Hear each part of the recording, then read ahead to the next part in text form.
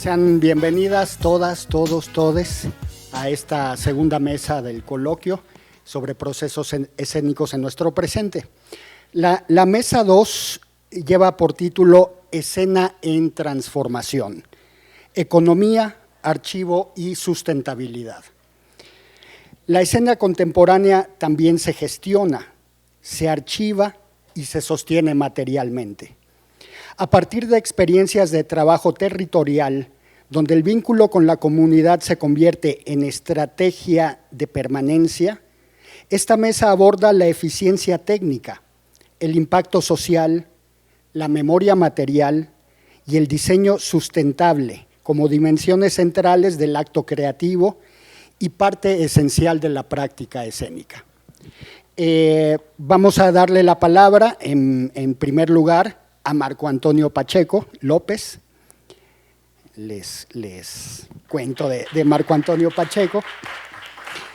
Él es egresado del CUT de la UNAM y maestro en estudios teatrales por la UAB, Institut de Teatre y UPF de Barcelona, España. Actor en más de 15 montajes, entre ellos La Paz en el Carro de Comedias de la UNAM, dramaturgo y director de obras como Instrucciones para armar una esperanza, La Pasión según María Magdalena y Chisme, Amor y Prejuicio en la Pantitlán. Es fundador y director del Centro Cultural El Hormiguero, donde impulsa programas sociales a través del teatro comunitario. Tiene la palabra Marco Pacheco. Hola, buenas tardes, qué gusto estar aquí, qué gusto hablar además sobre este tema tan importante que es la escena contemporánea y cómo se va transformando. En específico, yo voy a hablar sobre generar impacto como forma de sostenibilidad. Son 15 minutos, trataré de ceñirme a esos 15 minutos y iré muy rápido. Pero esto será más una probada para que vean como diferentes maneras que uno encuentra para la sustentabilidad y sostenibilidad de nuestro quehacer. Y se habla mucho de la escena, pero también hay que poner mucha atención en los hacedores de la escena y en nuestra realidad. El hormiguero es una forma que yo encontré de también cómo generar y autogenerarme mi propia fuente de empleo. Muchas veces cuando salimos de las universidades nos enfrentamos a la vida real, a que tenemos que pagar una renta, que tenemos que vivir, a que tenemos que comer y a que tenemos que trabajar y dignificar nuestro quehacer, pero aprender a ganarnos y aprender a gestionarnos nuestros propios recursos, que es importantísimo. Suceden muchas cosas en la escena y está fantástico y es increíble, pero eso tan solamente es el 30% de lo que es la palabra teatro, porque hacer teatro depende de muchas cosas más de lo que únicamente sucede dentro de la escena. Y entonces, de lo que les estaré hablando es cómo generar impacto como forma de sostenibilidad. Hay que definir primero dos términos, la diferencia entre sostenibilidad y sustentabilidad. La sustentabilidad tiene que ver con cuando nuestras acciones están enfocadas a no dañar más a nuestro clima, a nuestro ambiente, a nuestro medio ambiente. Y la sostenibilidad tiene que ver con alcanzar un desarrollo social y económico sin comprometer los recursos naturales. Seguramente han oído hablar sobre sostenibilidad y sustentabilidad y aquí vamos a definir un poco más y cómo esto a ustedes les va a poder ayudar a definir mejor cómo que su quehacer pueda ser sostenible. Para esto, pues ubican los ODS, los Objetivos de Desarrollo Sustentable de la ONU. Los ODS, en la década de los 90 el mundo se juntó y dijo nos está cargando la fruta. Tenemos que ver que el desarrollo económico no tiene que ser depredador con nuestro entorno y con nuestro ecosistema. Tenemos que desarrollarnos sosteniblemente. Es decir, si ya no vamos a lastimar más nuestro planeta, también tenemos que ver cómo hacemos que lo que hacemos pueda resarcir el daño que hemos generado, que la industria económica ha generado en nuestro planeta. Y entonces se establecen una serie de desarrollos con miras al 2030 para que todas las grandes empresas y toda la industria pueda crecer, sí, pero sin dañar tanto a nuestro entorno y las actividades económicas que esto conlleva. Importantísimo perder, que creo que afortunadamente cada vez hay menos miedo a eso, a entender nuestro quehacer como productos y servicios artísticos y culturales que se tienen que remunerar, que se tienen que comprar, que se tienen que vender, que hay clientes que van a comprar nuestros productos y nuestros servicios artísticos y culturales. Y esto va a ser una forma en la que lo que ustedes hacen puedan encontrar diferentes maneras de establecer negociaciones con empresas. Muchas veces se habla de, voy a ir a que me patrocinen mi obra, voy a ir a que me patrocinen este festival, voy a ir a que me patrocinen tal cosa, pero es importante entender que si nosotros no llegamos con una oferta que sea atractiva para nuestra contraparte de esos patrocinios o de esas negociaciones, pues va a ser muy difícil que eso pueda fructificar.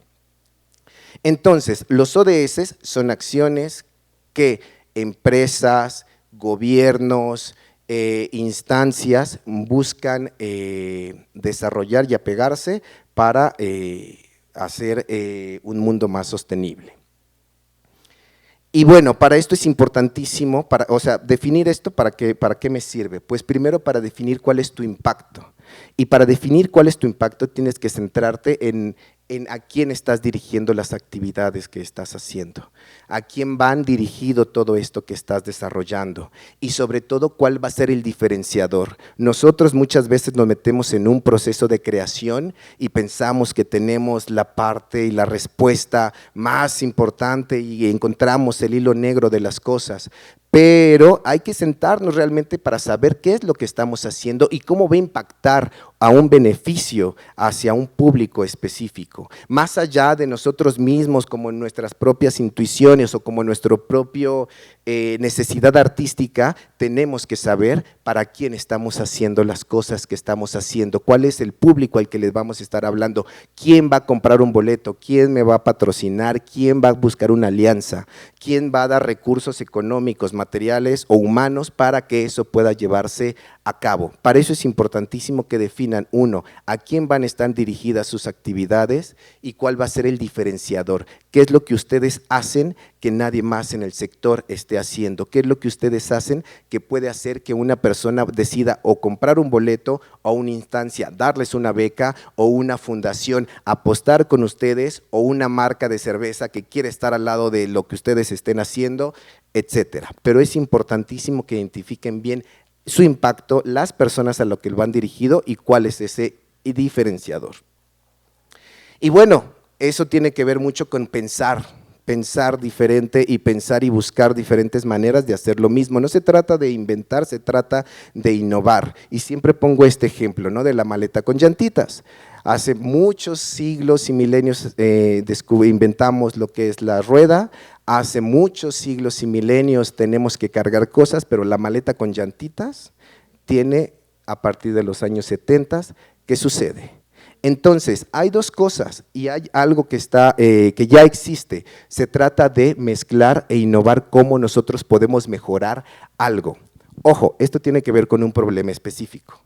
Partamos de ahí también, que hay un problema específico que resolver y que yo lo estoy pudiendo atender o resolver. Y ahorita vamos a darle un poco de sentido a esto.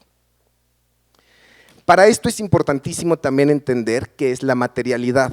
La materialidad, todas las grandes empresas que están establecidas en México y a nivel mundial hacen análisis de sostenibilidad donde hay un análisis de materialidad, es decir, qué es lo que para ellos en su estrategia de sostenibilidad es importante, qué es lo que para ellos son temas críticos. Y ustedes esto lo van a poder buscar en internet de Coca-Cola, de Funo, de todas las fibras, de fondos de inversión, de constructoras, de Quiero Casa, de muchísimas empresas para saber cuáles son los temas críticos. Y ojo, les pongo un ejemplo. Nosotros tenemos varios aliados en El Hormiguero que nos ayudan a que las cosas sucedan. Yo cuando me acerqué, por ejemplo, con los de Quiero Casa a decirles, oye, el hormiguero es esto, oye, el hormiguero hace todo esto, nos apoyaron y dijeron, ah, sí, fantástico, yo le entro contigo. Y dije, ay, ¿por qué tan fácil? Todavía no conocí el término de materialidad.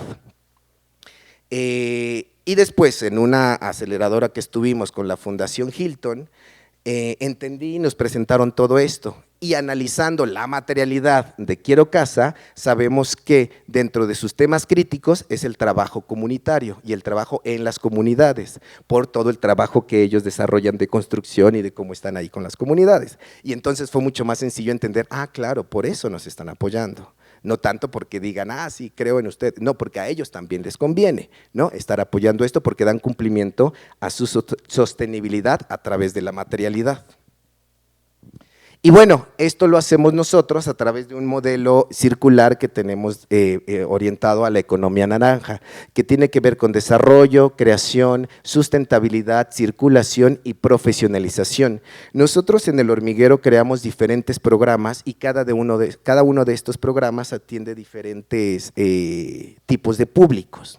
Desde agrupaciones jóvenes que van saliendo de las escuelas, de las diferentes escuelas, a través de larvas creativas, residencias artísticas, que están un semestre con nosotros y tienen mentorías y acompañamiento en cuestiones de creación de identidad, identificación de propuesta de valor, fiscalización, cómo hacer las facturas, cómo establecer su crecimiento como agrupación, toma de decisiones. No saben cuántas agrupaciones truenan porque no saben comunicarse al interior de ellas mismas. Organigrama, estrategias de comunicación, etcétera, cómo crear toda esa agrupación. Tenemos otro programa que se llama Inserta, que justamente se trata, pero en individual, acompañamos a egresados, pero que en individual a que puedan insertarse en un mundo profesional y laboral. Todo esto después lo fortalecemos a través del Festival de Creación Hormiga que hacemos tanto aquí en Ciudad de México como ahora ya más en Guerrero, donde además tienen salida laboral para que puedan presentar sus obras, puedan desarrollar, se me está acabando el tiempo, 5 minutos, muy bien, ¿no? Puedan desarrollar y encontrar formas de salida y compartir con el público. Todo esto ¿en qué se centra? En que nosotros en El Hormiguero identificamos un vacío que había justamente en nuestro sector. Cuando surge El Hormiguero, identificamos que no se estaba atendiendo a un sector poblacional que eran los jóvenes recién egresados. Había un bache muy largo para que ellos pudieran enfrentarse de manera práctica y real y acompañada para saber cómo abordar el mundo profesional. Y entonces eso hizo que El Hormiguero en muy poco tiempo lograra posicionarse porque atendía a un sector de público y de población que nadie estaba atendiendo. Después vino la pandemia y nos cargó más o menos la fregada, pero eso mismo que ya habíamos generado pues hizo que nos pudiéramos sostener. Y eso además, bueno, pues nos abrió las puertas de entender cuál es la materialidad de diferentes organizaciones o empresas con fundación, el programa de desarrollo Articultura de Banamex, obviamente todo el tema de gobierno, ¿no? De las instituciones públicas y de diferentes marcas, porque identificamos muy bien cuál es nuestro impacto, cuál es la materialidad que nosotros estamos haciendo y lo vinculamos con un desarrollo sostenible para que sobre todo los jóvenes puedan acercarse, profesionalizarse y acompañarse en entender cómo es este acercamiento a la profesión. Lo que siempre les digo a todos los chavos con los que estamos mentorando o acompañando es que lo que nosotros buscamos principalmente es que todos estos años que uno toma cuando sale de la carrera a cuando te das cuenta cómo más o menos sortear la profesión para establecer un modelo económico de desarrollo profesional, pues sea mucho más corto y no sea de años, sino sea de meses, que todos esos fregadazos que te da la vida, pues no los podamos evitar, lo cual, bueno, nos da mucho gusto porque estamos ahora trabajando mucho más en un modelo de emprendimiento cultural donde ya somos socios formadores del TEC de Monterrey y de la Universidad de Guadalajara, que estamos desarrollando ahora su programa de emprendimiento cultural con los chavos que van egresando de la Facultad de Artes de allá. Y sobre todo es identificando claramente un modelo que hace falta de cómo, pero ya será tema de otra charla, pues, cómo establecer más una derrama no solamente económica, sino de materiales, de fondos, de recursos humanos hacia nuestro sector para apoyar la sostenibilidad del mismo. Gracias.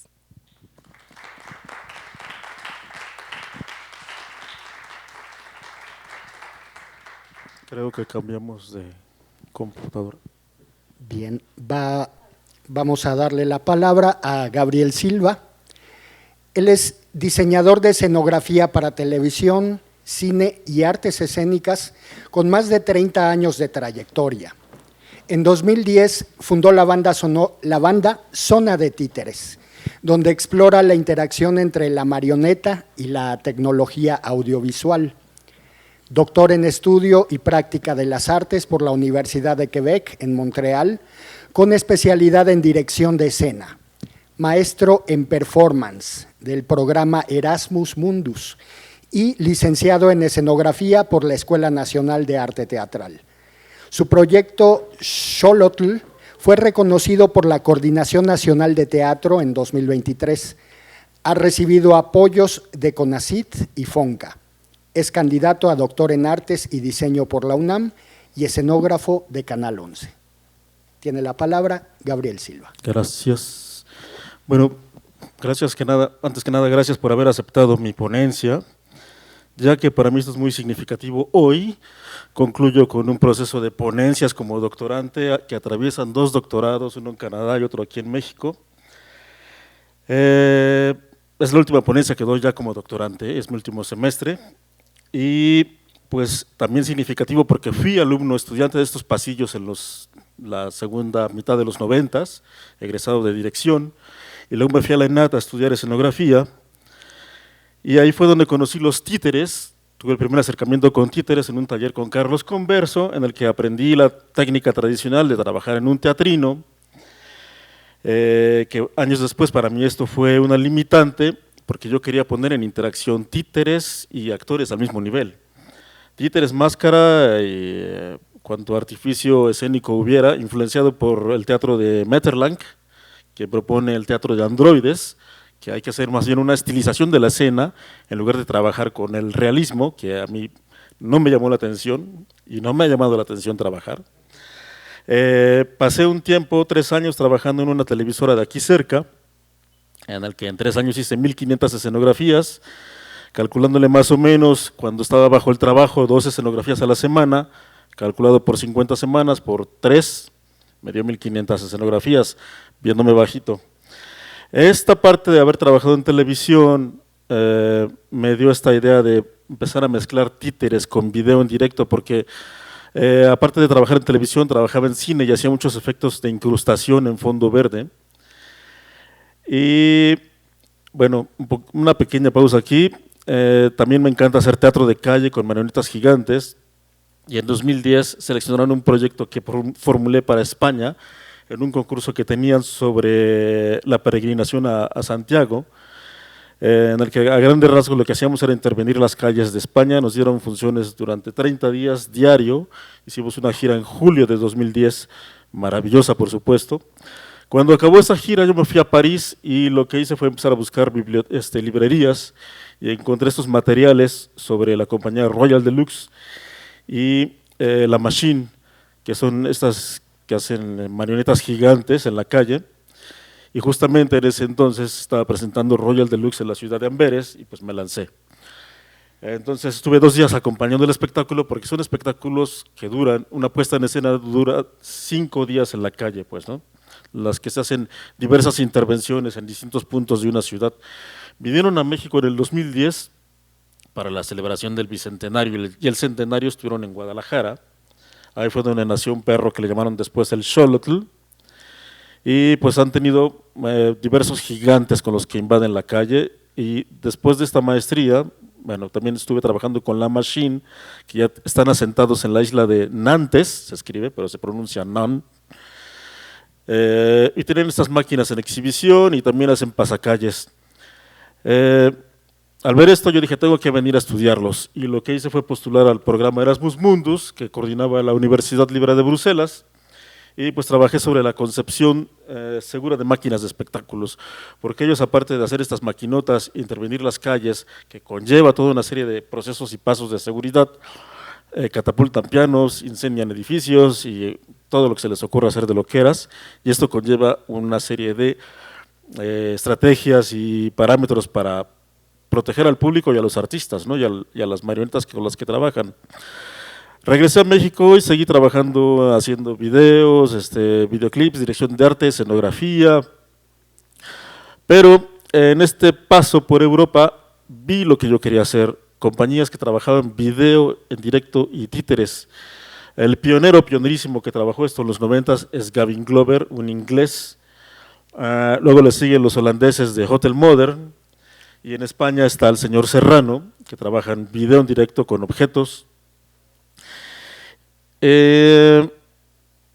Como no pude hacer esto en la maestría, ya me orienté en el doctorado a trabajarlo, y previo a irme al doctorado a Canadá, hice una puesta en escena sobre los pilares de Doña Blanca, no está aquí la foto, ahorita más adelante, y una ópera, El retablo de Maese Pedro. En ambas puestas en escenas trabajé títeres, video en directo, y mi objetivo en el doctorado, que fue un doctorado de investigación-creación, los dos han sido de investigación-creación, en los que documentas tu trabajo como artista y a partir de tu creación empiezas a emitir o a codificarla y empiezas a ya crear términos teóricos, prácticos que te van a servir para crear, y que en algunas ocasiones donde he dado clases ya los he compartido con mis alumnos.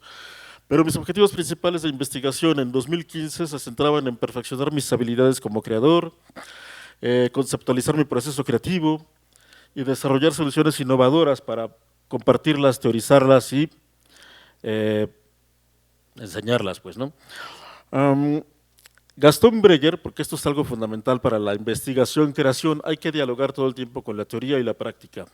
Me apoyé de Gastón Breyer y de su idea de la caja escénica como 3 planos fundamentales, en las que el primer plano de acción trabaja el actor, en el segundo trabajan los objetos, en el tercero trabaja el mundo de paisaje. Entonces, al conformar la caja escénica o ver la caja escénica como elemento en el que sirven las escenas que se suceden unas a otras en una puesta en escena como si fueran cuadros pictóricos y diogramas, al juntarlos se va haciendo como una secuencia fílmica, cosa que ya no se usa ahora, la película, para filmar en cine. Entonces yo dije, si estos 3 planos los propone Breyer, yo puedo agregar un plano más, que es el plano de la imagen pregrabada o la imagen procesada, al añadir cámara, proyector y video, así como tenemos el circuito aquí ahorita, solo que tendríamos la cámara directo sobre los títeres. Ya puedo tener más herramientas de creación. Breyer habla de que la escena es un solo cuadro pictórico en el que está una unidad singular, o sea, aquí sentados nosotros, pero al añadirle la cámara y el video, ya la paleta de creación se amplifica demasiado. Yo lo denomino el cinemateatrino, y esto me da pues más dinámica en la escena.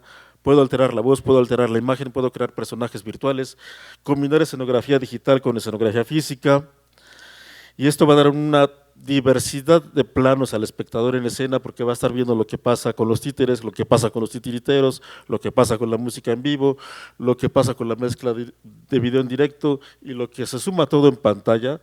Al espectador le crea una serie de niveles en las que su observación pasa de uno a otro.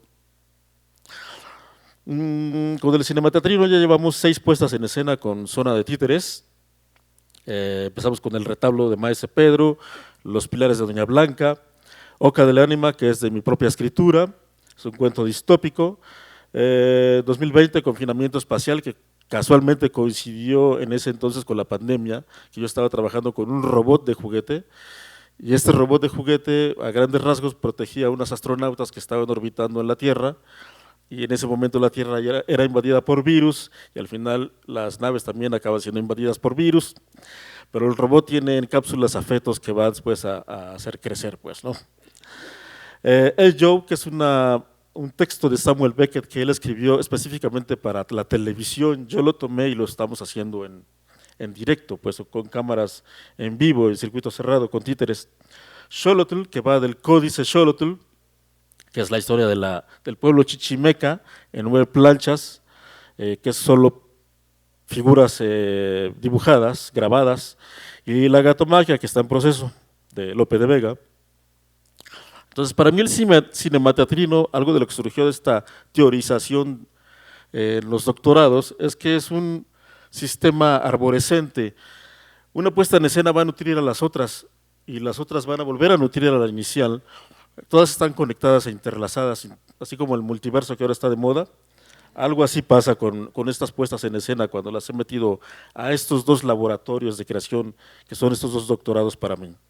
Entonces, este fue el retablo de Maese Pedro, una sola cámara, siguiendo a títeres en escena, que son filmados, y en otro plano, actores y títeres al mismo nivel.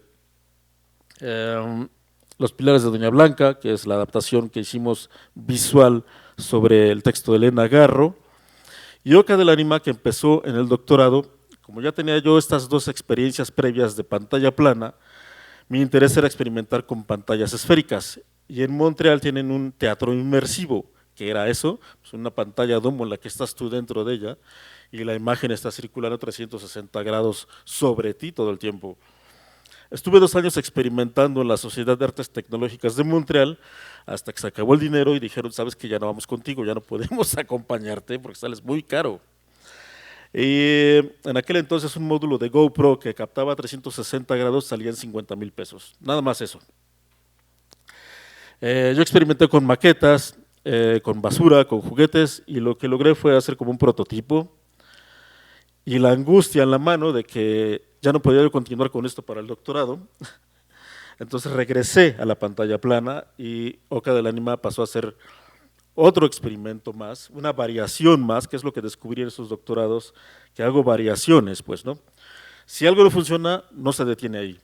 Si alguna institución te dice no gracias, pues no se va a detener el trabajo.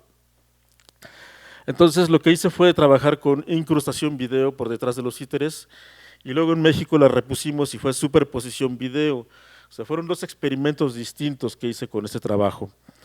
Seguí experimentando ya con una cámara que compré de 360 grados que anda por aquí abajo grabando ahorita, que ya salió en 10,000 pesos, solo 2 lentes, en cambio el módulo de GoPro eran 6 lentes, más complejo el proceso de realización.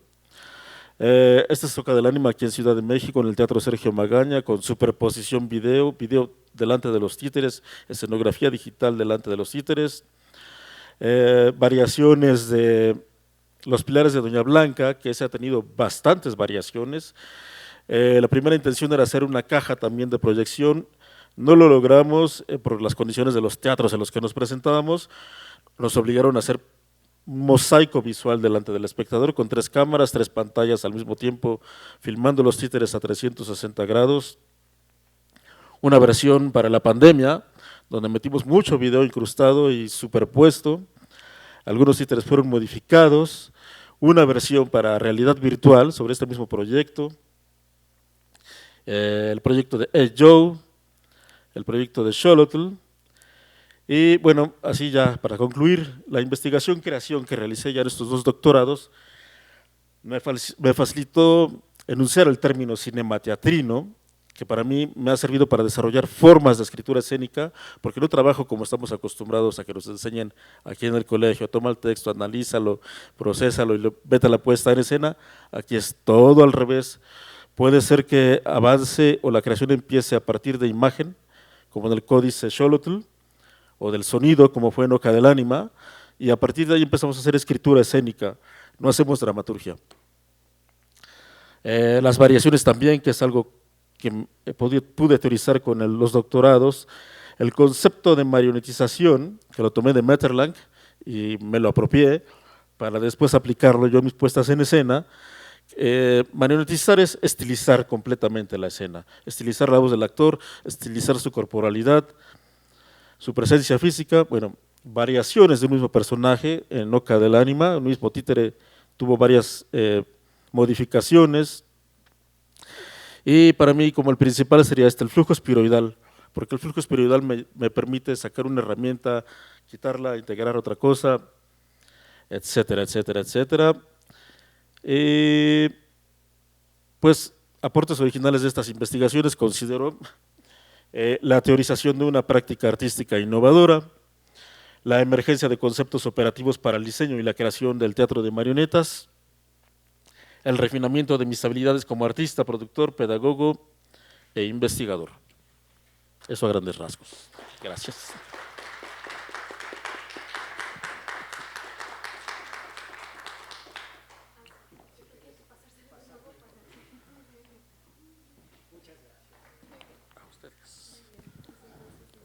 Gracias.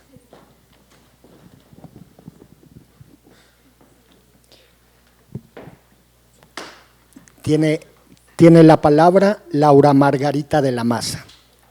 Ella es de Chile, es actriz, productora y directora escénica, maestra en Historia del Arte por la UNAM y licenciada en Actuación por la PUC de Chile. Desde 2012 gestiona y produce proyectos en Chile y México, colaborando con iniciativas independientes e institucionales. Ha dirigido 4 montajes y actuado con compañías de Chile, México y Grecia. Integra el SPEEP UNAM, donde investiga memoria y archivo en artes escénicas. Tienes la palabra. Muchas gracias. Gracias. Bueno, primero, muchas gracias a todos, todas, todes quienes están aquí peleando contra las ganas de dormir siesta. A ver si levantamos este evento. Bueno, quisiera comenzar explicitando que no voy a hablar de mi trabajo personal, a pesar de que hago un pequeño contexto de por qué llego a analizar estas prácticas escénicas, sino que vamos a hablar de prácticas en las que no, digamos, montajes y prácticas en las que no tengo yo nada que ver, sino nada más pongo el ojo para analizar, ¿va? Bien. Lo que voy a presentar hoy surge desde un espacio personal que tiene que ver con mi proceso migratorio. Soy actriz, directora de teatro, además de productora, y llegué a Ciudad de México en 2021 con media pandemia vivida en Chile y media pandemia por delante.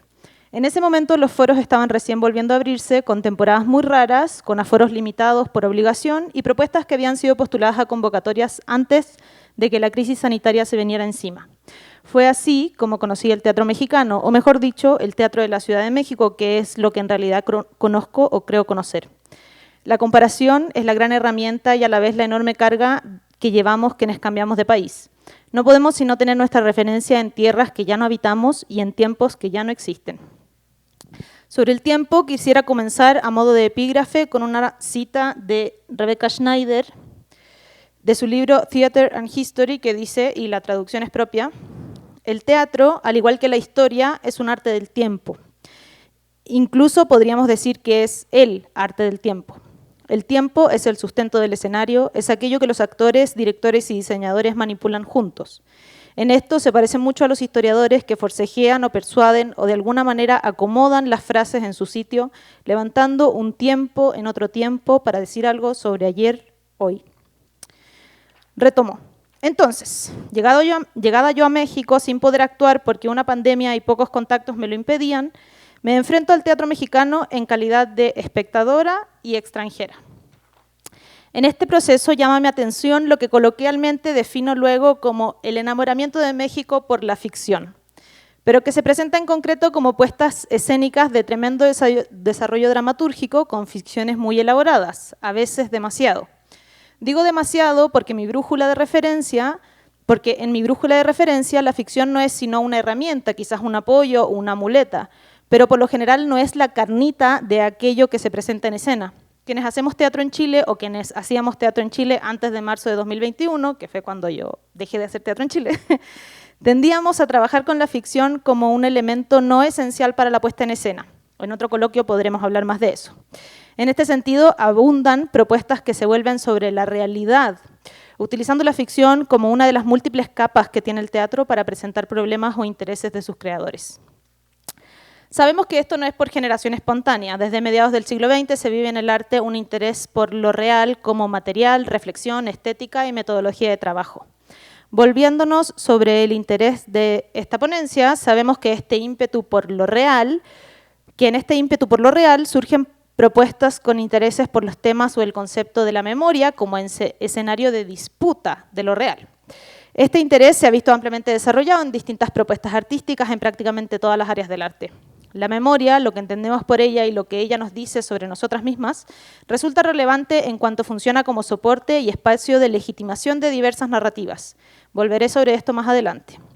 Entonces, en esta constante comparación, lo que se hace allá, lo que se hace acá, lo que hago yo, lo que hacen ellos, etc., surge una necesidad casi patológica por encontrar cómo se manifiesta en México algo que para mí estaba dado por sentado, el trabajo del teatro con lo real. Específicamente y por interés personal, lo real manifestado a través del archivo. Esta búsqueda se afina con mi paso por la maestría en Historia del Arte aquí en la UNAM y comienzo a poner interés especial en propuestas que trabajen con materiales de archivo de teatro. En este sentido, y espero hacerme explicar por negación, no me estoy refiriendo a la referencia al proceso teatral desde la dramaturgia o la anécdota de la obra, es decir, no me refiero a obras con personajes que son actores o escritores o directores, etc. Tampoco me refiero a propuestas de corte documental en general, que trabajen con archivo porque así son las propuestas, ¿no? Me refiero a propuestas teatrales en las cuales se traen elementos reales a la escena, objetos o testimonio, es decir, material de archivo, para develar algo sobre el quehacer teatral mismo. En el mejor de los casos, para levantar procesos históricos tradicionalmente relegados por la historia del arte con A mayúscula. De esta mirada enfocada surge una incipiente tesis sobre cómo se manifiestan los archivos en la escena. Las propuestas que veremos a continuación recuperan la memoria teatral mexicana a través de este mecanismo que podríamos llamar de archivo y producen en sí mismas historiografía teatral. Lo interesante de estas propuestas es que no parten necesariamente de investigaciones escénicas sobre la memoria teatral, sino que utilizan elementos de archivo para dialogar con el presente creativo sin establecer una relación explícita con su valor histórico o memorialístico. En este sentido, las propuestas que presentaré aquí van a referir a obras en clave de teatro documental sobre procesos escénicos, de los cuales podríamos nombrar varios ejemplos. Difieren a estas obras en clave teatro documental, ya que se acercan al archivo desde una manera subrepticia, discreta, como que no quiere la cosa. Podríamos decir de una manera muy mexicana. Voy a hacer un brevísimo contexto sobre el giro archivístico y el momento archivo en las artes escénicas. Lila Caimari, historiadora argentina, escribe un artículo sobre la explosión repentina del trabajo con archivos titulado El momento archivos. Reconoce una expansión semántica del término. Dice, y cito, herramienta teórica, entonces, categoría, además de objeto, repertorio abierto a operaciones, el archivo figurado aparece hoy en pleno rendimiento de su potencial, con usos extendidos en la teoría literaria, el mundo de la ficción, la crítica cultural, la plástica, etc. En la materialidad del archivo y su significancia política se reúnen entonces intereses teóricos, artísticos, políticos y sociales que se han visto ampliamente desarrollados en los últimos 50 años. Caimari, desde su práctica como historiadora, identifica un intenso y a la vez difuso movimiento de interés por los archivos, que si bien se revela como contemporáneo, tiene sus bases en diversos autores como Foucault, Derrida, de Certeau, entre otros. Desde las artes visuales también se ha reconocido un giro archivístico que ha sido analizado por distintos investigadores. Ana María Guasch, española, denomina a los creadores y creadores de estas propuestas como artistas de la memoria. Define sus trabajos como capaces de rehabilitar, y cito, los necesarios diálogos pasado-presente y sincronía-diacronía más allá del triple interés por el yo, por la realidad exterior y por el propio arte, que se aprecian en buena parte del arte del siglo XX, tanto en las vanguardias como en las neovanguardias. Sobre el teatro documental contemporáneo, valdría la pena también decir algunas cosas. En principio, que quizás lo que aquí referimos corresponde más bien como teatro de archivo, como mecanismo, ya que el trabajo referencial a través del elemento archivo, entendiendo que el término ha tenido en efecto una ampliación semántica, funciona al igual que en las artes visuales, y cito a Guasch, tanto si se hace referencia a la arquitectura del archivo como complejo físico de información, como a la lógica del archivo como matriz conceptual de citas y yuxtaposiciones, los materiales de la obra de arte en tanto que archivo pueden ser o bien encontrados, imágenes, objetos y textos, o bien construidos, públicos y a la vez privados, reales y también ficticios o virtuales. Cristina Bravo Rosas, en su artículo El nuevo teatro, documento en Argentina, Uruguay y Chile, la reapropiación de la memoria, plantea que en su versión contemporánea, las propuestas documentales en Latinoamérica producen una problematización de la historia y una reapropiación de la memoria. Esta no es un recuerdo unívoco y objeto de los acontecimientos históricos, como sucedía en ocasiones en el teatro documental de los 60, sino una comunicación subjetiva a través de fragmentos de recuerdos, fotografías, imágenes, textos, en definitiva, un diálogo intertextual que recompone un pasado para poder construir un futuro. La autora plantea que en términos de estrategias escénicas, el teatro documental contemporáneo tiene, y cito, un rasgo muy específico que define sus puestas en escena. Ficción y memoria se entrecruzan. Los géneros se deconstruyen y se pasa a la estructura de confrontación en un juicio unipersonal. Aquí hay un par de ejemplos de teatro documental en Latinoamérica contemporáneo, nada más para hacer como un barrido muy general. El teatro documental en Latinoamérica se ha relacionado a prácticas artísticas con compromiso político, sea por luchas sociales de los diversos contextos de creación o para reivindicar la historia y testimonios de sectores marginalizados por la sociedad. En sus manifestaciones más contemporáneas, el teatro documental ha mantenido su interés por las luchas sociales y se ha levantado como agente de cambio desde discursos más íntimos, ya no necesariamente dando voz a sectores oprimidos, pero siempre con una búsqueda clara por trabajar con discursos insurgentes.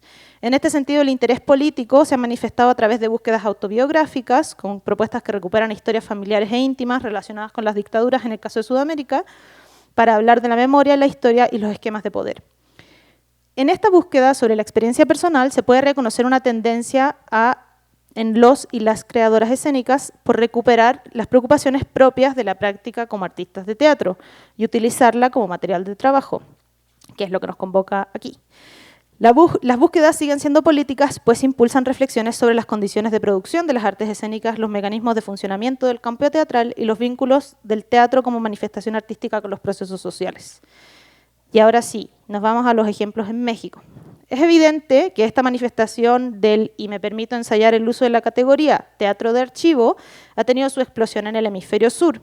Esto podría explicarse un poco intuitivamente a raíz del interés político por todos los procesos de recuperación y resguardo de la memoria que se han vivido en Sudamérica, en donde el término se ha asociado fuertemente a los procesos de justicia para las víctimas de las diversas dictaduras en Sudamérica. Esto, sin embargo, no quiere decir que en México no haya manifestaciones similares y, de hecho, la aproximación a las mismas tiene un carácter igualmente político, pues a mi parecer cuestiona procesos fundamentales de la práctica teatral.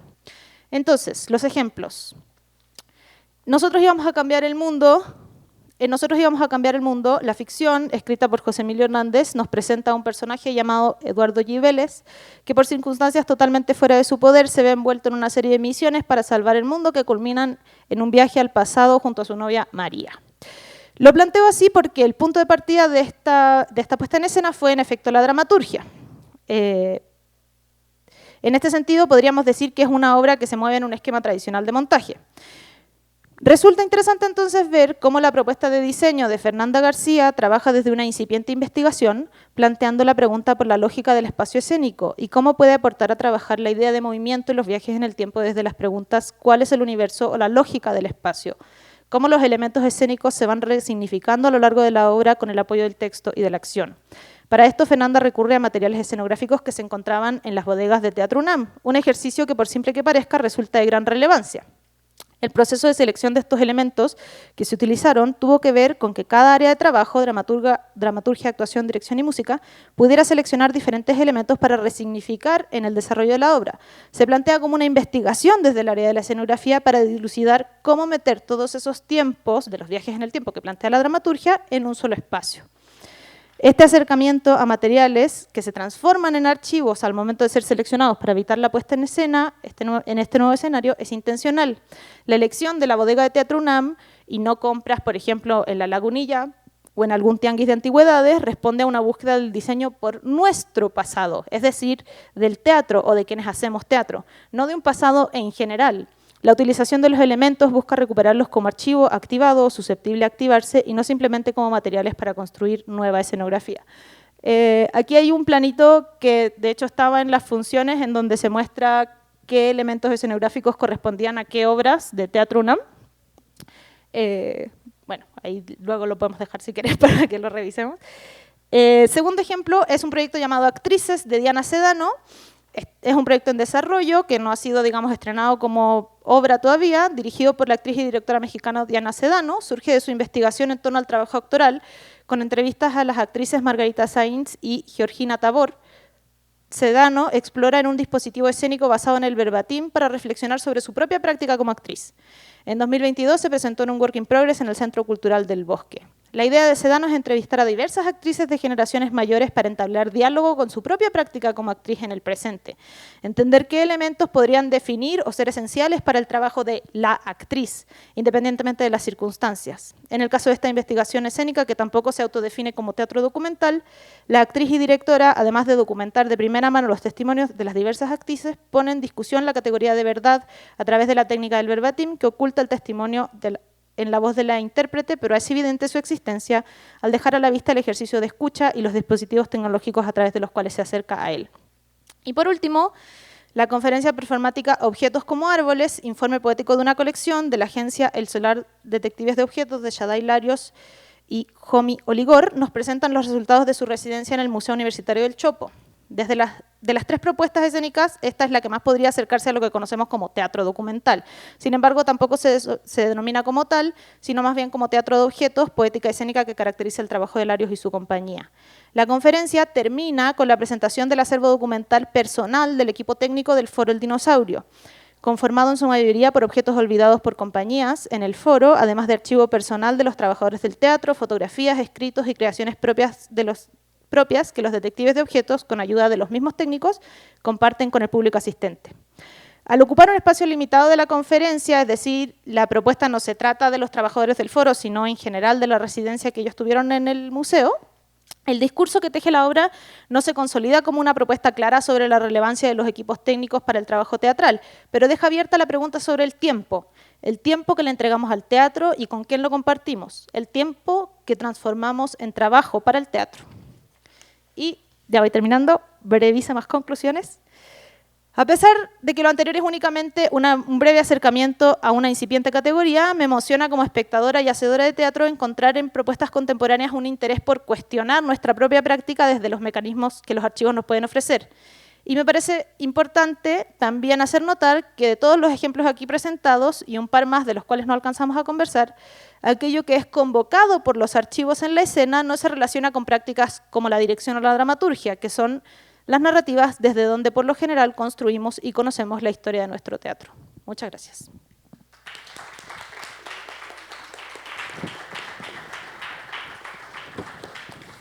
Muchas gracias, Laura. Vamos a darle la palabra a Jennifer Aline Juárez Camarillo.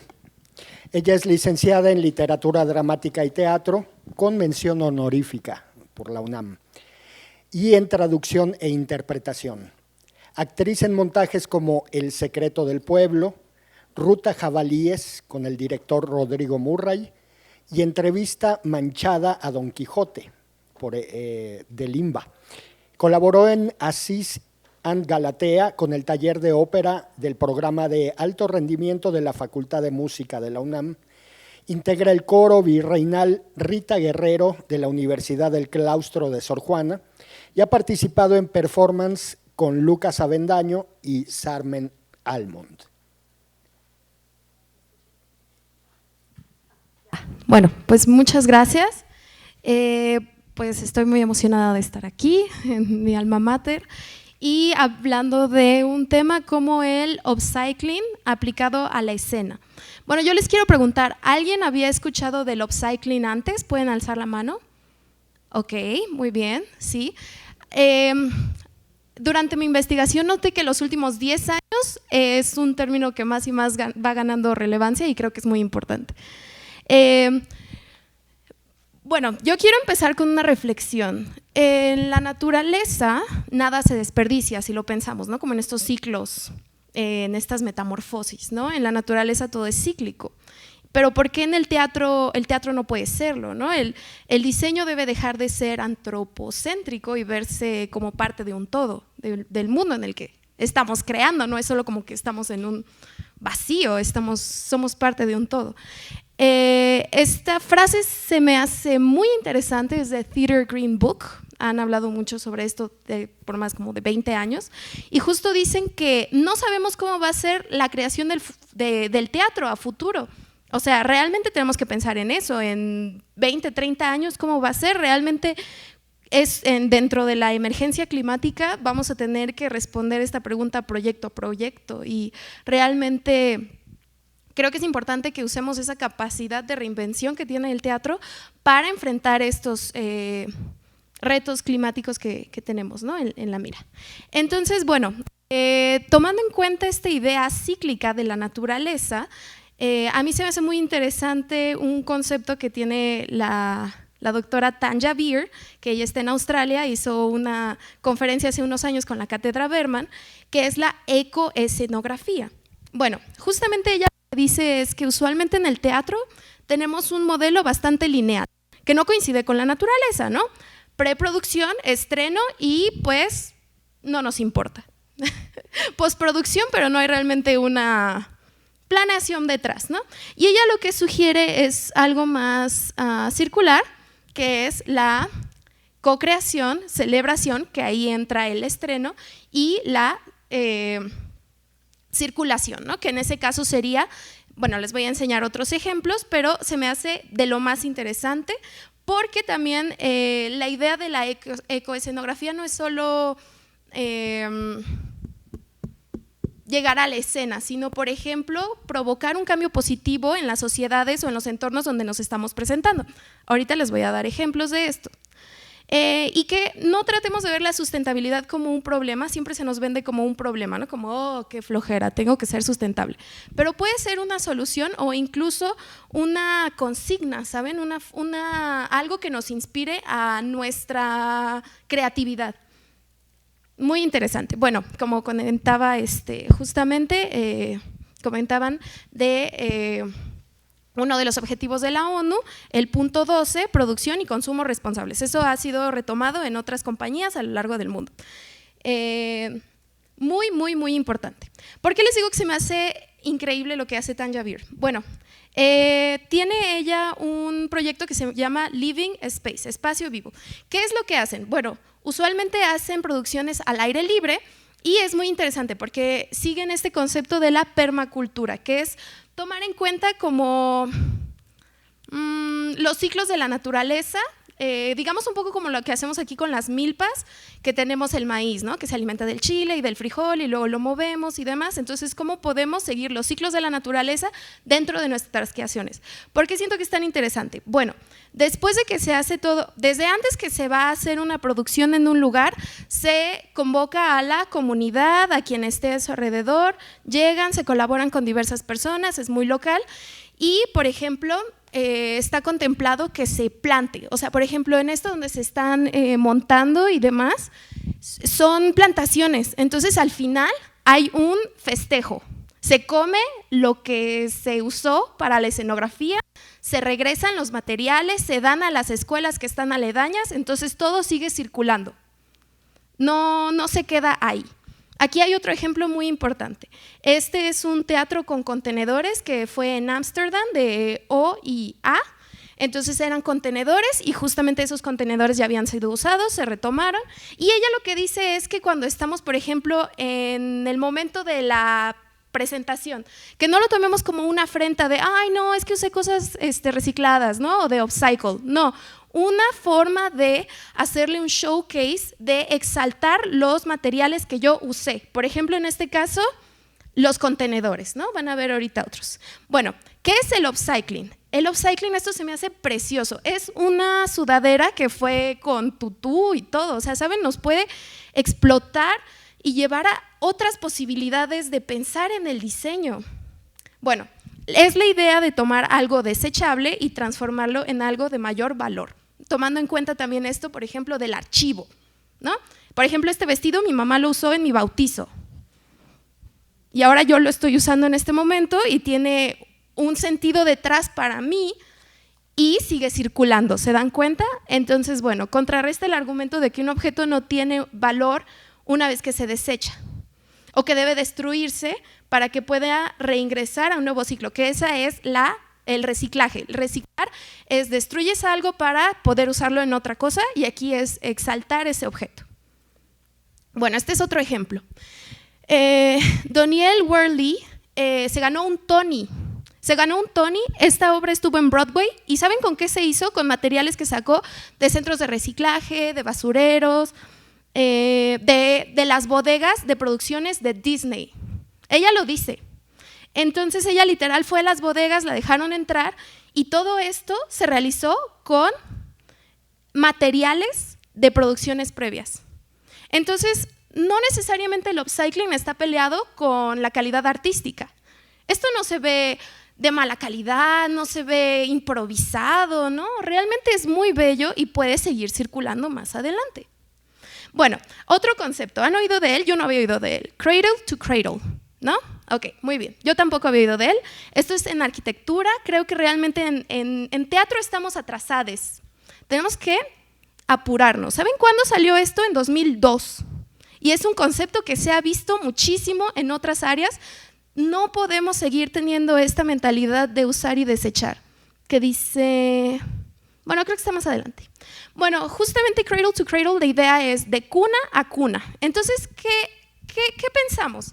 La idea es que los materiales que usemos, lo que hagamos, nuestras creaciones, en lugar de deteriorar el ecosistema, incluso lo puedan llegar a ayudar. Eso se me hace muy interesante porque usualmente no tenemos esa idea.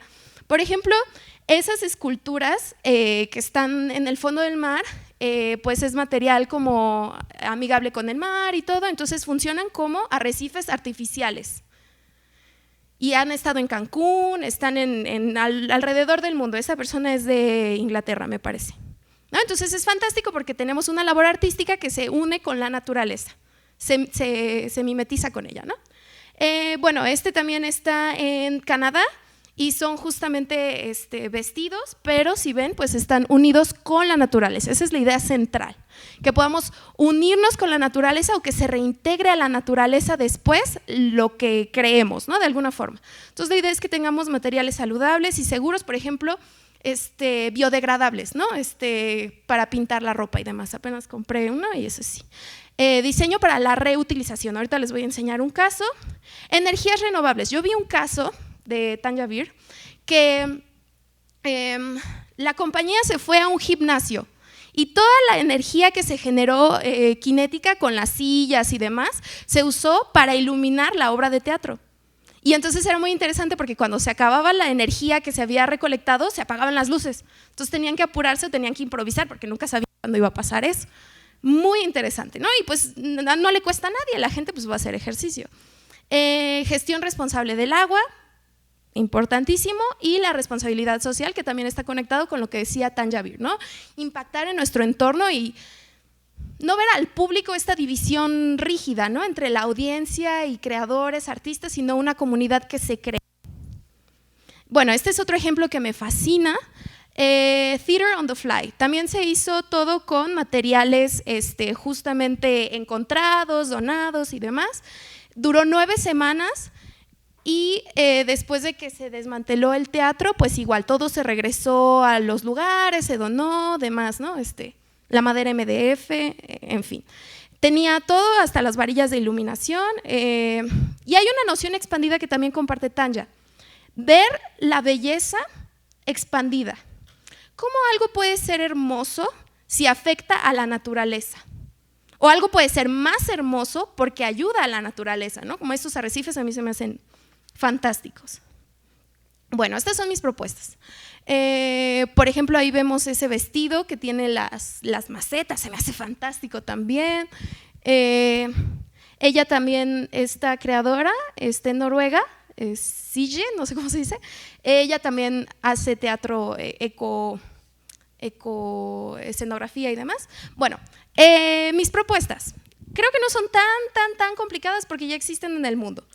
La primera son inventarios accesibles y la reutilización. Creo que es muy importante que, por ejemplo, tengamos más acceso a las bodegas, ¿no? Que estén más ordenadas y que se pueda acceder a ellas o que otros espacios también las usen. Por ejemplo, cuando estuve en el taller de ópera con el maestro Horacio, fuimos a su casa, lleva 40 años haciendo teatro, entonces imagínense lo que no tiene. Y eso nos ayudó a usarlo y luego yo fui como 2 años después y ahora están usando lo que nosotros hicimos y así, ¿no? Porque el taller de ópera tiene su propia bodega, entonces no tener este recelo con lo que ya se usó, sino la forma en la que puede seguir recirculando. O sea, me recuerda que nosotros íbamos a cambiar el mundo, o sea, se me hace fantástico retomar, darle otra vida, que no esté en el polvo. Nos tardamos tanto haciéndolo para que luego sea como de, bueno, bye. No. Entonces que, por ejemplo, a veces la gente no sabe hacer no tenemos espacios para hacer nuestro servicio social acorde a lo que estudiamos y hacemos cosas muy burocráticas. Poder hacer algo así, y ya se hace un poco aquí. Por ejemplo, este es un proyecto que hice con el maestro Miguel del Castillo, aquí en el Wagner. Todo fue como muy encontrado aquí. O sea, por ejemplo, esas tablas estaban abandonadas en el Justo Sierra y sentí cierto recelo para que las pudiéramos usar. Las lijamos, las pintamos. Esas sillas, Dios mío, las doné hace como 3 años. Cada vez que vengo alguien las está usando, se los juro. O sea, son como súper cotizadas esas sillas. Y esas sillas son también recirculadas. Esas estaban en un hotel, en la playa, se las dieron a mi padrastro porque la humedad les hacía mucho daño. Y ahora las usamos y las usamos aquí. Y la mesa también me la hicieron, está medio chueca, pero también no saben cómo le encanta a la gente aquí. Siempre la piden. Esas mamparas y demás también igual siguen ahí, he visto que las usan. A la gente pues le gustaba el set porque podían tomarse fotos y demás. El espejo pues lo habíamos comprado usado. Entonces sí, creo que es muy importante que podamos realmente tener un acceso, porque yo me acuerdo que cuando llegué a querer usarlo decían, no, es que yo una vez pedí ahí por el Juan Ruiz y me decían que estaban rotas las cosas y que era muy difícil, no, que sea accesible. Y esto va de la mano con el segundo punto, que realmente desde el principio tengamos como eje la sustentabilidad, el upcycling, cradle to cradle, lo circular y demás, desde el principio, y que podamos diseñar pensando, por ejemplo, en, vamos a visitar las bodegas, ¿no? Para que se inspiren. No verlo como algo negativo, les digo, para exaltar más bien la creatividad. La ecología no debe ser una materia extra o una charla, sino el método de creación desde el primer semestre, en todas las escuelas. Este es el que les digo que se me hace muy interesante, era una estructura que desarrollaron alumnas de la Facultad de Arquitectura, porque en el taller de ópera están de la Facultad de Arquitectura, de la Facultad de Diseño, de Música. Entonces colaboramos en muchas facultades en un mismo espacio, nos reunimos en la FAM y pues nos ayuda mucho, ¿no? Otros conocimientos. Bueno, esta estructura se me hace muy interesante porque era como tipo de tianguis, o sea, la idea es que se podía armar con varillas y entonces se giraba y tenía unas impresiones. Entonces, por ejemplo, esta es la misma a esta, o sea, era un rollo que se giraba y que ayudaba a crear otros entornos. Entonces, por ejemplo, si alguien ahorita llegara, imprimiera con esas dimensiones y le pusiera otros fondos, puede ambientar otra obra de teatro, o 10 o 15, o sea, es ilimitado realmente. Y no es tan caro, imprimirlo. Bueno, hay algunas materias que ya existen en otras universidades. En Noruega, en Australia, en América Latina. Esta, por ejemplo, es un curso que hay en la Universidad Nacional de las Artes en Argentina, que tiene como base la escenografía, pero pensando que haya una conciencia social y sustentable. Entonces, sí se puede hacer. Este es el gobierno de Bogotá, de la ciudad de Bogotá, hizo una guía de sustentabilidad para teatros y festivales, basadas en uno que salió hace como 10 años, que se llama Julie's Bicycle, y también habla de todos estos conceptos.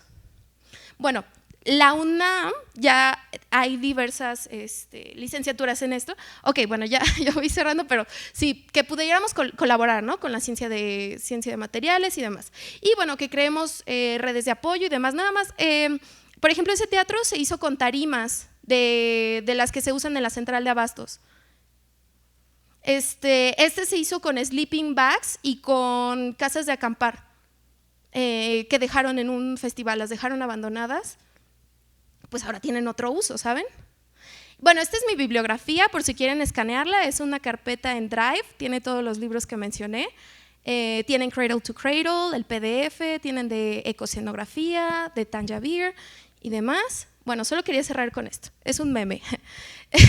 Bueno, dice, el capitalismo está destruyendo el planeta, mamá, y dice, ay, mijo, pues como dijo Gramsci, instrúyanse porque necesitamos toda nuestra inteligencia, conmuévanse porque necesitamos todo nuestro entusiasmo, organícense porque necesitamos de toda nuestra fuerza. Muchas gracias. Muchas gracias. Gracias, Jennifer. Agradecemos a Jennifer, a Laura, a Gabriel y también a Marco por sus ponencias. Y bueno, en este momento también abrimos el espacio de preguntas, comentarios desde el público para los ponentes. Entonces, quien quiera participar, le levanta la mano, le pasamos un micro.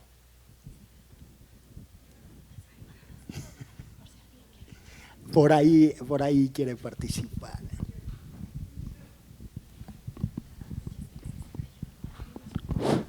Perdón, es muy aburrido que yo pregunte, pero sí me da mucha curiosidad, Marco.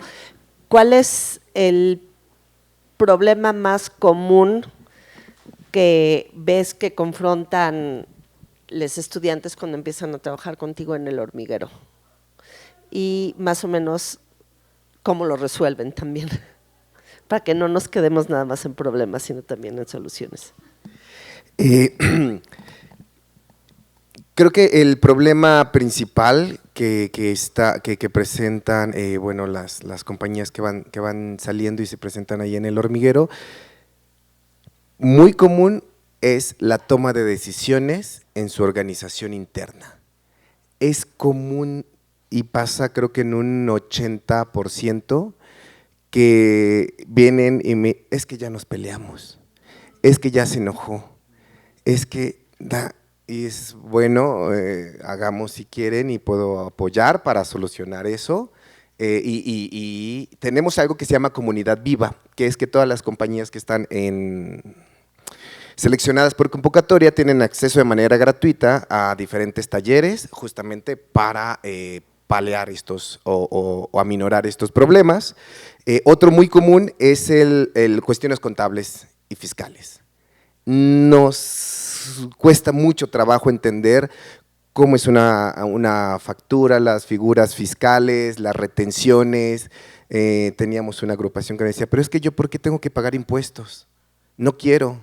Le digo, no, pues yo tampoco quiero, pero pues no es de que queramos. Y entonces también tenemos un taller de contabilidad y fiscalización donde se les hace una explicación del porqué de los impuestos, cómo se emiten las facturas, cuáles son los parámetros que tienen que tomar en cuenta, qué es un reciclo, qué es un PFI, qué es una moral, etcétera, ¿no? Pero serían esos dos grandes problemas, la toma de decisión y organización interna y cosas contables.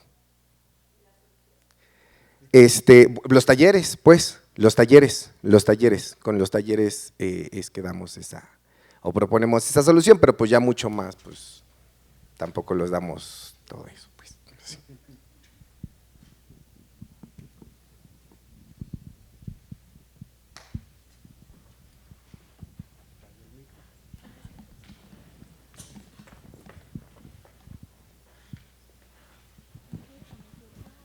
Bueno, sí.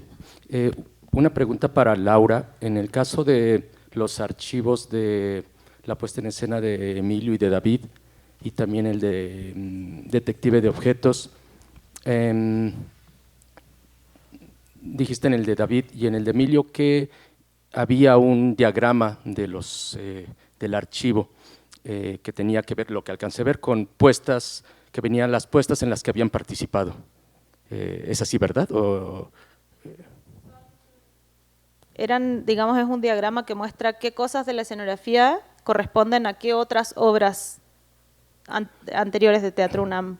Entonces está un número, por ejemplo 1, y es, qué sé yo, un sillón que es de la obra tal y cual, el año y así, ¿no? Como haciendo el símil de qué cosa que está en el escenario en ese momento corresponde originalmente a otra obra, fue escenografía de otra obra.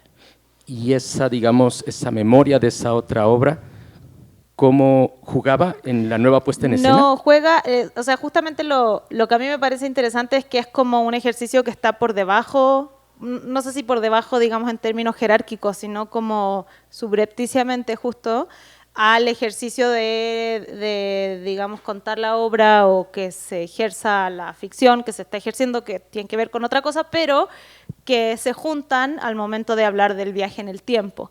Entonces, lo que, digamos, conversábamos con Fernanda García, que es la diseñadora, como que ella planteaba que hay una cosa paralela, que es el viaje en el tiempo que hace la obra, digamos, los personajes de la obra, y el viaje en el tiempo que también hace la misma escenografía, ¿no? Y si es que algún espectador o espectadora vio alguna de las otras obras, a pesar de que están, digamos, hasta cierto punto ajustados o trabajadas esas escenografías, igualmente son reconocibles para decir, yo he visto ese sofá rojo, ¿dónde lo he visto, dónde lo he visto, dónde lo he visto? Y ese esquema estaba en todas las funciones. Lamentablemente, en las últimas funciones que tuvieron, era de manera digital, había como que escanear un QR, y me decía Fer que, bueno, en ambos casos, justo ese proceso, porque el esquema no era parte de la obra tal cual, a pesar de que sí estaba dialogando, era medio difícil para el espectador, o sea, como que se quedaban mirando el esquema y decían como, no sé, no entiendo, bye,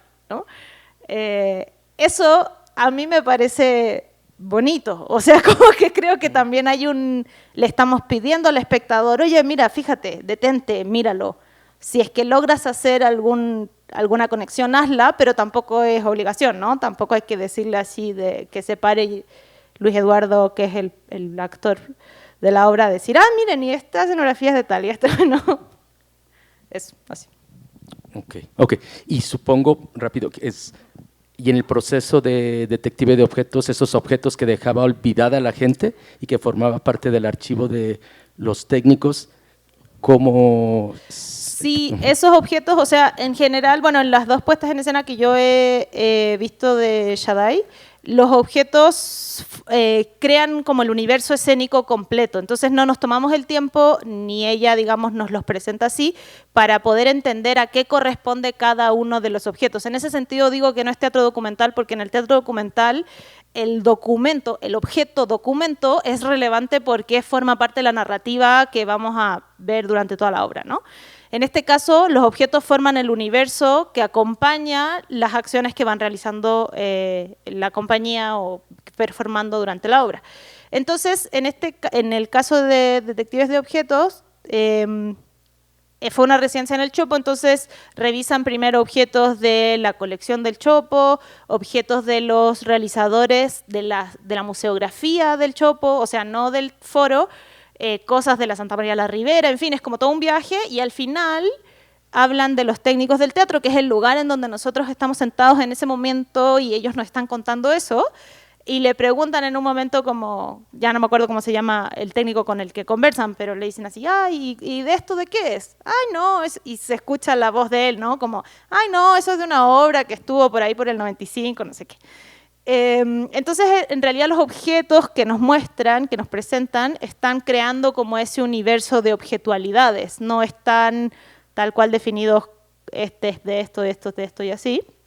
Y justo ellos comentan que son cosas que dejan relegadas las compañías y, bueno, los detectives de objetos hacen como el chiste de decir, sí, yo pensé, no sé dónde había dejado este sombrero, como si ellos en otra función lo hubieran dejado ahí, ¿no? Como no sabemos si eso es verdad o no, pero un poco es como esa idea de que vamos pasando por los lugares y toda esta gente que realmente realiza la acción de encender las luces, o sea, literal que funcione la obra, va guardando parte de nosotros también cuando nosotros ya hemos pasado por el foro y luego a otro foro y luego a otro foro y a otro foro, ¿no?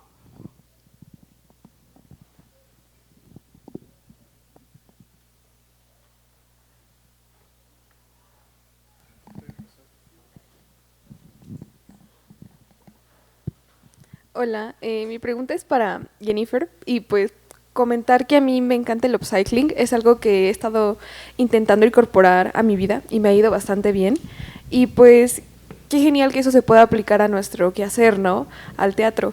Y pues quería preguntarte que con todo lo que has investigado, nos mencionaste un poco sobre Inglaterra y demás y también de la TAM, pero tú en base a lo que investigaste y al quehacer que tú has hecho aquí, ¿qué crees que nos falta como país o cuáles son las posibles aplicaciones del upcycling aquí en México específicamente?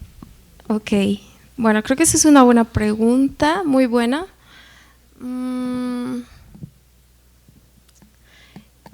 Creo que el problema más grande tal vez es ver el reciclaje o la renovación y demás, usar algo que ya se usó, que tiene como una connotación negativa, y no es solo en México, o sea, también Tanya lo decía en Australia o algo así. Creo que realmente tenemos que cambiar esa noción, o sea, eso creo que es lo principal, lo primero, lo básico. O sea, yo creo que cuando te dan dinero, ¿no? O sea, de una convocatoria o cuando tú conseguiste tu dinero, pues así, ¿no? Como de, voy a tirar la casa por la ventana y no importa lo que me cueste, ¿no? Y no, o sea, no es solo la idea de que lo puedas financiar, sino realmente creo que no tenemos todavía la noción, y en muchas partes del mundo, no solo aquí, de que lo que hacemos tiene un impacto real y unas consecuencias y que todo se va a ir a un lugar. Tal vez no lo vemos, pero hay ropa en el mar, hay bolsas de plástico ahogando tortugas, todo eso, muy feo, ¿no? Entonces, creo que lo más importante es ese cambio de paradigma que yo creo que es muy importante, simplemente el que se convoque a una mesa sobre este tema y que en otros lugares esté esa preocupación, les digo, de los últimos 15 años y ya al full los últimos 10, los últimos 5 años. Yo diría que eso muestra que vamos en un mejor camino, ese cambio de paradigmas, porque pues sí, todo es muy, el futuro nos alcanza, ¿no? El día después de mañana. Entonces, realmente primero creo que eso, cambiar el paradigma, ¿no? No ver como una cosa negativa, sino realmente les digo ese switch. Creo que el problema también es que tenemos nuestra forma de producción muy lineal y tenemos que regresar a algo más circular. Ese sería lo segundo que creo que tenemos que hacer. Bueno, empezar por la educación, creo que es muy importante incorporarlo, les digo, desde el primer semestre. Bibliografía hay, personas que ya lo hacen, lo hay, por ejemplo en el diseño, en la arquitectura, esas colaboraciones, esas uniones. Y pues realmente yo sí creo que tenemos un poco la idea del reciclaje, o sea, realmente si ustedes ven, por ejemplo, los botes de Comex, ¿no? Que los usamos para el agua, o los de Lala, ¿no? Para los lonche y todo, o sea, sí lo hay, pero se ve como una afrenta, les digo, como algo que haces a escondidas, pero está, o sea, realmente está y creo que está muy bien. Por ejemplo, una vez fui a un restaurante y te servían el postre en uno de Alpura y tenía una cerrado, ¿no? Y decía, frijoles, entonces ya lo abrías y eran tus frijoles. Como poder exaltar eso y yo creo que es eso, seguir trayendo esto a la conversación, seguir escribiendo sobre esto, trayéndolo a la mesa, exaltándolo. O sea, por ejemplo, si hacemos obras de teatro, después de la obra de teatro en el programa de mano y demás, hablar un poco de esto también para que a la gente le pueda llegar esta inquietud cada vez más. Creo que eso es lo que podría ser ese cambio de paradigma, que espero que no sea tan gradual, sino que pueda ser un poco más pues acelerado, porque creo que es un poco muy urgente, pero pues yo creo que con esos serían los puntos, ¿no? Sí. Yo quisiera abonarle, porque ahorita se volvió justo tu tema, es mi tema de postdoctorado. Porque como escenógrafo estoy acostumbrado a eso, pues, ¿no? Cuando yo trabajaba para los Aro Oliva por los 90, haciéndoles escenografía, reciclaba un montón. Para los Fábregas también reciclaba un montón. Llegué a la televisora y empecé a reciclar porque tienen unas bodegas gigantescas de escenografía ahí arrumbada, empolvándose, pudriéndose la madera y el metal, y empecé a reciclar. ¿Y qué hicieron? Me llamaron. Ven, está muy bonito lo que estás haciendo, pero no puedes hacer eso, tenemos que comprar escenografía. Sí, ¿pero por qué? Tú cállate y compra escenografía.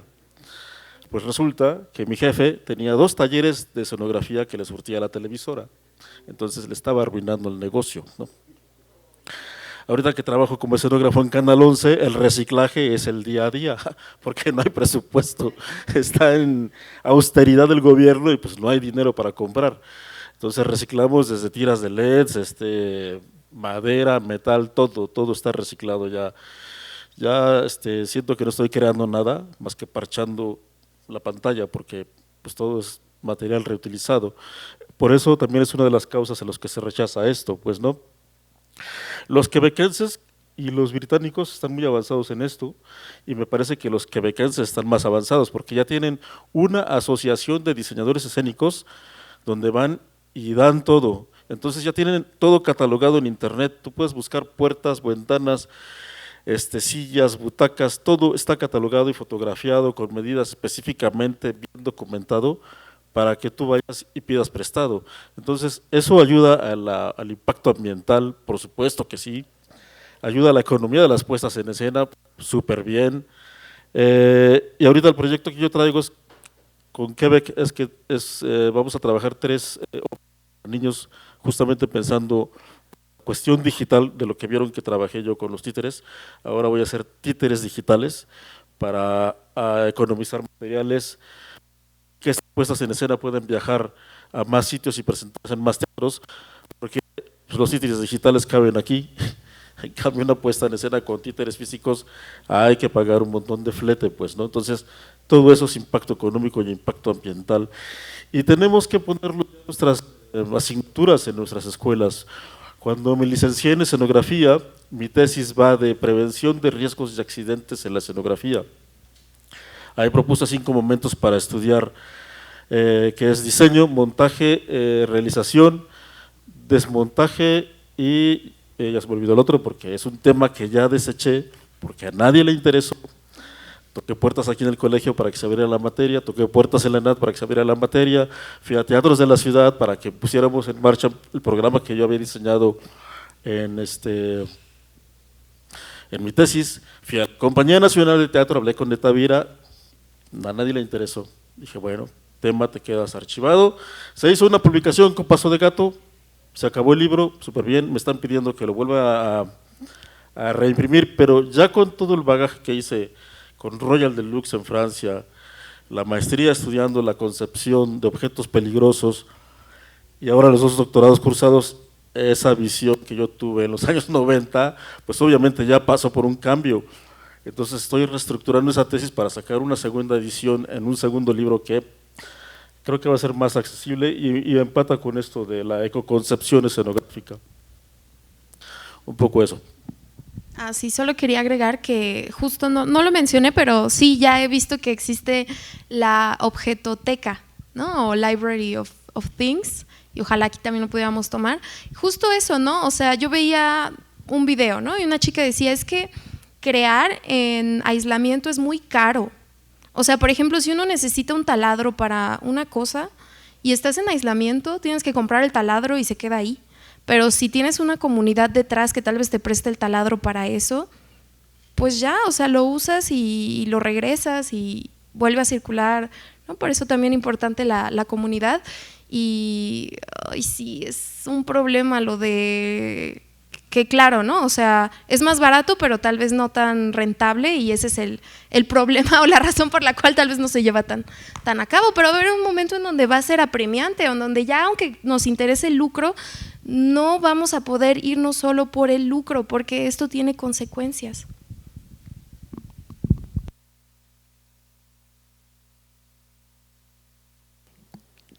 Este es un anuncio. Hay 2 personas del colegio que están trabajando, están haciendo un trabajo de investigación sobre la ecoescenografía principalmente, que son el maestro Jorge Curi y la doctora Didan Weekend. Están invitadas todas las personas presentes a colaborar, preguntar, y para las personas que estudian en el Colegio de Literatura Dramática y Teatro, digo, las opiniones de las personas que estudian en el CUT también son bienvenidas, pero sé que les va a interesar más a las personas del colegio, es que el diseño sustentable y el teatro sustentable se está integrando como un eje transversal en todas las asignaturas del nuevo plan de estudios. en lo que nos puedan ayudar las personas jóvenes a los viejitos, de cosas que no estamos tan conscientes, se los vamos a agradecer muchísimo. Nada más hacer el anuncio para que vengan a ayudarnos a hacer el plan de estudio que ustedes no van a disfrutar, pero sí las personas que vienen después de ustedes. Muy bien, muy importante. Sobre eso nada más un comentario. Justamente el manual de permacultura escénica, que es lo que está preparando Jorge Curi y Dan Weekend, trabaja sobre el concepto de permacultura, que es interesante porque justamente no nos habla solamente de ecología, sino que tiene que ver con cómo nos planteamos en el mundo y cómo generamos nuestras relaciones humano-mundo y cómo esas relaciones pueden ser en efecto sustentables, pero también un montón de otras cosas, no solamente sustentables. Y solamente para hacer como una precisión, también creo que es como un tema muy interesante y que da para mucho, porque justamente muchas veces pareciera que el camino es súper directo, ¿no? Reciclo escenografía y entonces me sale más barato. Eso no es cierto. En el caso, por ejemplo, de la obra de Nosotros íbamos a cambiar el mundo, el presupuesto que tenían originalmente planteado para la postulación, que era otra cosa, se usó igualito para la recuperación y el movimiento de esta escenografía. Entonces, que cueste lo mismo no significa que sea malo, primero, y además tampoco necesariamente que sea más barato significa que es más sustentable, ¿no? Entonces es bueno como empezar también a cuestionarnos todas esas categorías y realmente como llevarnos a los números también. O sea, muchas veces hablamos como de que lo digital es más sustentable que lo analógico, no necesariamente lo digital gasta un montón de agua, en fin, o sea, hay un montón de factores distintos que afectan y que son importantes también de tomar en cuenta cuando estamos pensando en justamente cómo nos relacionamos con nuestra práctica y con nuestro entorno. Bueno, yo quiero hacer una pregunta a Gabriel, aprovechando que tengo el micrófono. Pues más que nada veo un referente en ti, en el cual pues mucho de la aspiración es a partir de la dirección y el diseño, y más que nada también de la instrucción que inicié yo siendo decorador en el área de cine. Entonces también mucha de la influencia a partir de aprender a hacer este objeto cotidiano de la carpintería, tapicería, la ilustración incluso, ¿no? También abandonando un poco eso ya en un ámbito académico, dejando un poco los procesos técnicos y habitándolos más de una manera abstracta, ¿no? En el sentido de la creación. Mencionaste algo en tu proyecto que es a partir de alejarse un poco de la dramaturgia y empezar por el área práctica, ¿no? ¿Cómo es el proceso de creación a partir del mismo proceso material, ¿no? Del mismo proceso físico? Y continuando con este proceso narrativo que incluso también me gustaría sumarlo en mi cotidiano, en mi vida, en mi área profesional, el área de video, ¿no? Ok, pues sí, a grandes rasgos, ahora que ya esté publicada mi tesis de la Facultad de Artes y Diseño,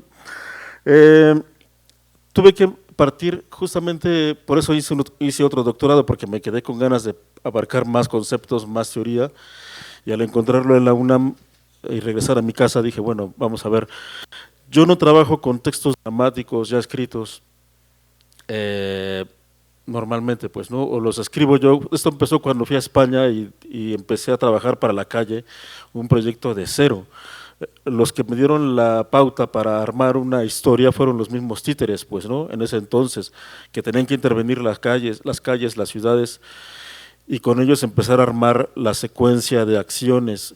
Para mí el títere y la escenografía están más ligados a los estudios de la performance que de los estudios teatrales. De la performance, ¿por qué? Porque me voy al concepto, a la etimología de la palabra performance en francés, que quiere decir performar, empezar a dar forma. Yo con lo que trabajo es con las formas, pues, ¿no? Y a partir de las formas, la forma me la da la plástica, la pintura, la escultura, el títere, la escenografía, e incluso el sonido. No necesariamente tiene que ser música, no necesariamente tenemos que ser músicos para empezar a trabajar con el sonido. Esos otros elementos sirven para hacer escritura escénica, porque trabajamos al día en la escena. O sea, no me siento a escribir yo un texto y luego voy yo con mis titiriteros y digo, ya tengo la obra, empecemos a montarla. así no trabajamos nosotros. Nosotros empezamos a partir de una idea. En el caso del códice Xolotl, pues vimos las imágenes que eran puras 9 planchas. El códice está aquí en la Biblioteca Nacional. 9 planchas que narran visualmente la historia de 400 años más o menos de la cultura chichimeca, en el que no hay textos, y si los hay están escritos en náhuatl. Entonces nos tuvimos que ir a estudios de teóricos que han estudiado el códice para empezar a comprender esas imágenes. Al empezar a comprender esas imágenes y por qué estaban escritas en náhuatl, fue como empezamos a articular las marionetas. Las mismas imágenes que están dibujadas nos sirvieron para agarrar y decir, es que estos son los títeres, no hay otra cosa, estas figuras son los títeres, y lo que vamos a hacer es articular, a llevar a escena, a performar el códice. Entonces vinieron los elementos sonoros como el náhuatl y el otomí, que están en escena. Toda la obra se dice en náhuatl y en otomí, y a través de sonido ambiental, elementos de madera, fuego, aire, o sea, elementos naturales que están en el mismo códice. Todos esos elementos salieron de ahí, y el texto, la organización del texto vino después, pero no es un texto a la manera tradicional del teatro. Nos fuimos más bien a la escritura cinematográfica, a la escritura de guión, que se basa más en imágenes que en palabras. Entonces, no es que le demos la vuelta a la literatura dramática y que digamos esto ya no sirve, ya no se trabaja así. No, porque vuelvo a lo mismo, el títere y la escenografía requieren otro tratamiento, pues. O sea, yo no trabajo con actores, no porque me disguste trabajar con ellos, sino porque mi paleta de creación son los títeres. Es mi herramienta básica de creación ahora. Son mis mejores aliados. No sé si respondí tu pregunta, si no, nos tomamos un café después. ¿Hay tiempo para un par de preguntas más por ahí? A lo mejor yo también aprovecho que tengo el micrófono. Y sería una pregunta abierta para todas, para todos. Yo siento en lo que ustedes expusieron que hay una vida muy intensa en los procesos creativos, ¿no? No solo para buscar los temas, el discurso, ¿no? este impulso por crear, sino también hay conciencia, ¿no? Hay responsabilidad, hay también compromiso con el mundo que estamos viviendo, ¿no? En ese sentido, creo que es muy fuerte o se potencia, ¿no? el proceso creativo que ustedes viven. Y mi pregunta iría en el sentido del público, ¿no? Es decir, ¿ustedes creerían que hay un público que está buscando este tipo de experiencias escénicas? Un público que a lo mejor las rechaza o les parece, ¿no? ¿Por qué están usando cosas usadas, basura?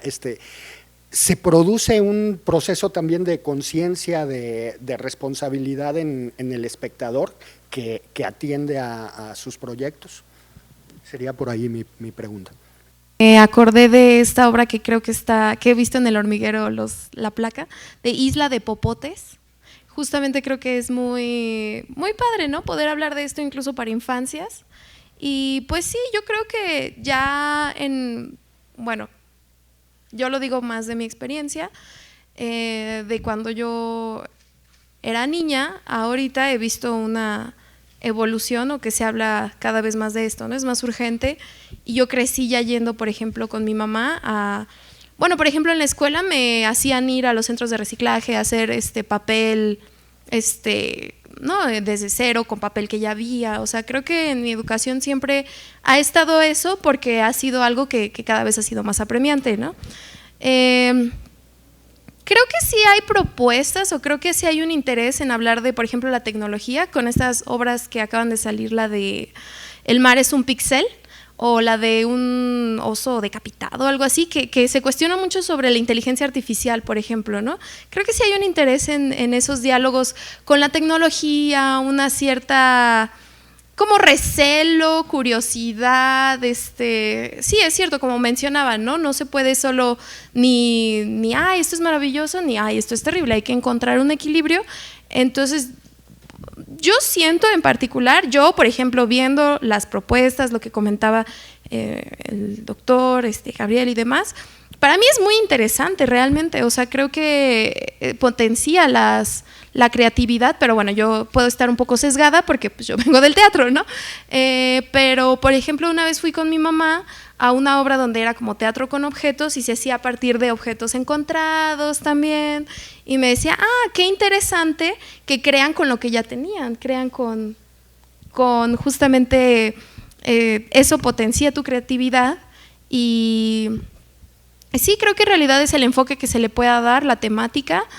Creo que el público, tenemos que enfocarnos en el público también, en incluirlo, no como mencionaban, no pensar que estamos desconectados y voy a cambiar el mundo con mi obra experimental.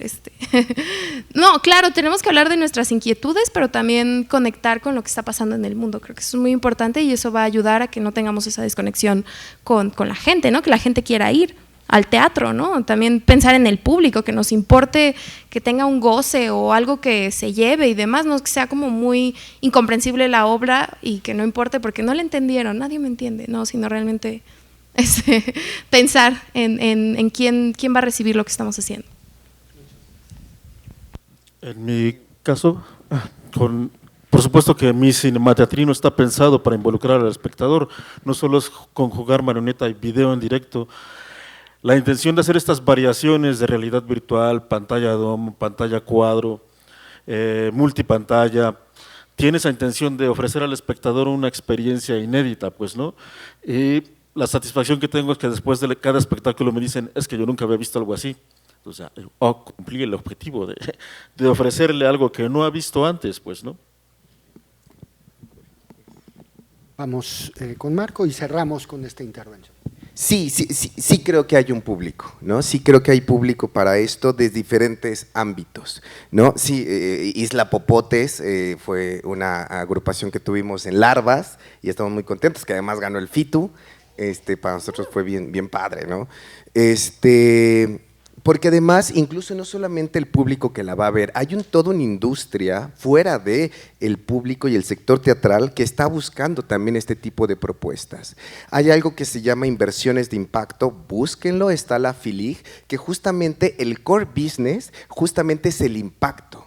El modelo de negocio no depreda y no se trata solamente de vender un producto, sino que el core business, el cuerpo del negocio, tiene que ver con ese impacto, con generar justamente todo esto que nos presenta Jenny, porque eso es el objetivo. Y entonces también hay otro modelo ahí para que se genere economía y que si abrimos ese impacto, pues podamos tener otros públicos. ¿Yo puedo decir algo brevemente?